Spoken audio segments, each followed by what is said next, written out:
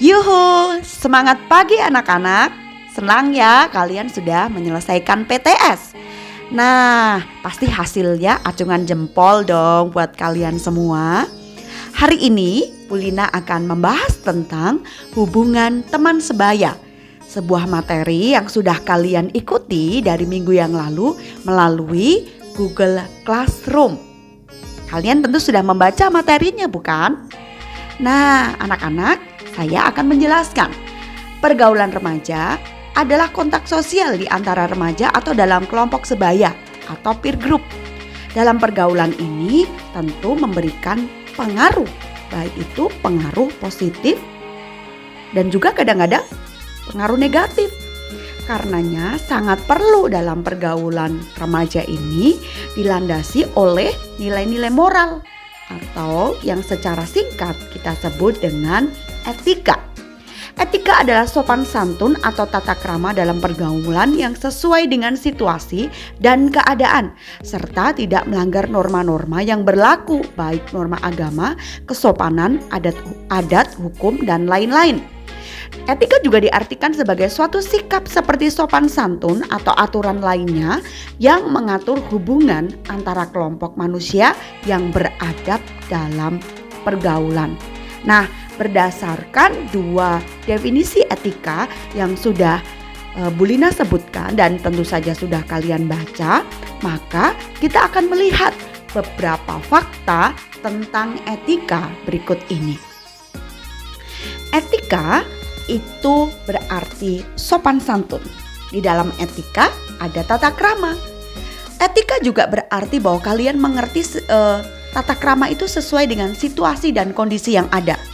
Di dalam etika berarti kalian tidak melanggar norma.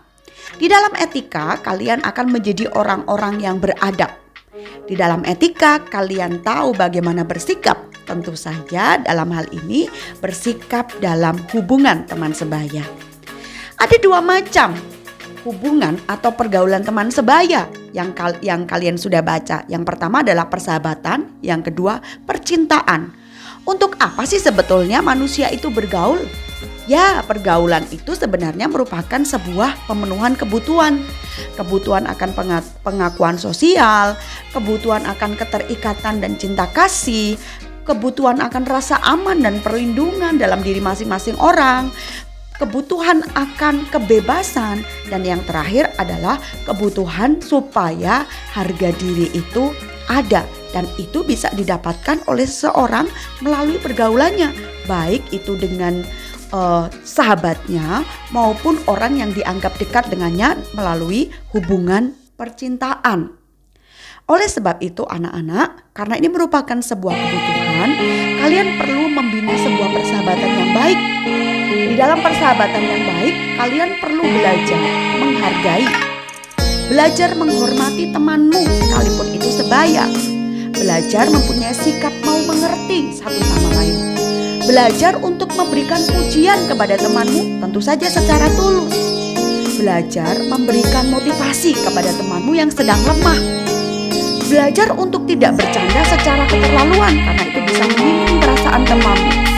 Belajar menjadi pendengar yang baik karena kita dikaruniai dua telinga dan satu mulut.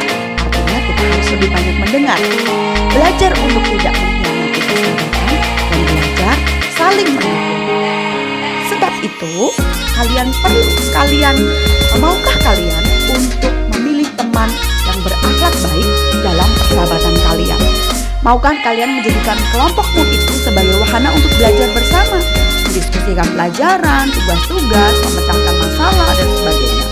Kemudian kalian bisa mengembangkan sikap saling membantu, memberi saran dalam kelompok. Selain itu, kalian juga bisa saling belajar menghormati, menghargai teman kelompok. Kalian juga harus menjauhi sikap solidaritas buta, atau ketika temanmu itu membenci satu orang, kamu ikut-ikutan. Itu namanya solidaritas buta. Dan yang terakhir, hindari pola perilaku yang melanggar norma. Ingat anak-anak, siapa kita akan dilihat dari siapa teman-teman kita. Siapa saya akan dilihat dari siapa teman-teman saya. Selamat bersahabat.